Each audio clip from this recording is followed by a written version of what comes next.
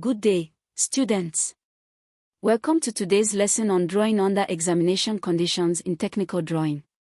This lesson is part of your SS3 Senior Secondary School curriculum, approved by NERDC, the National Educational Research and Development Council of Nigeria. Today we will define drawing under examination conditions, explore its key principles, look at examples from Nigerian life, and summarize what you need to know for your examinations. Whether you are preparing for your BECE, WAEC, or NECO, this lesson will help you build the knowledge and confidence you need. Let's get started. So, what is drawing under examination conditions? From the markets of Onitsha, to the oil fields of Rivers State, to the groundnut pyramids once found in Kano, drawing under examination conditions connects your classroom to the real Nigeria you live in. Now let's look at the core principles.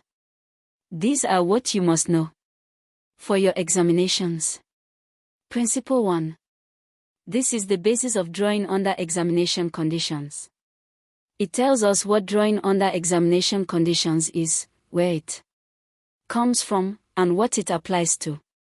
Make sure you write this in your notebook. Now, examples.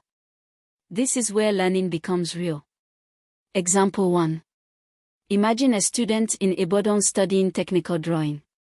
She notices a situation in her household that involves drawing under examination conditions. Let's analyze this together. Did you see how we applied the principle step by step? That is exactly what WAEC examiners expect from you. Now, example 2. This one is slightly different. Notice how even though the context is different, a market trader in ABA versus a farmer in Plateau State, the same principles apply. That is the beauty of technical drawing, the knowledge travels with you. Before we finish, let me share the top mistakes students make on this topic. Mistake 1. Memorizing without understanding.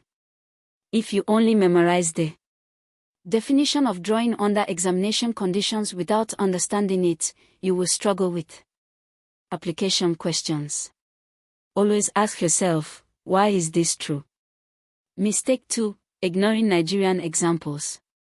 Nigerian examiners expect you to connect your knowledge to local context. Practice giving Nigerian examples for every concept you learn. Mistake 3. Skipping diagrams.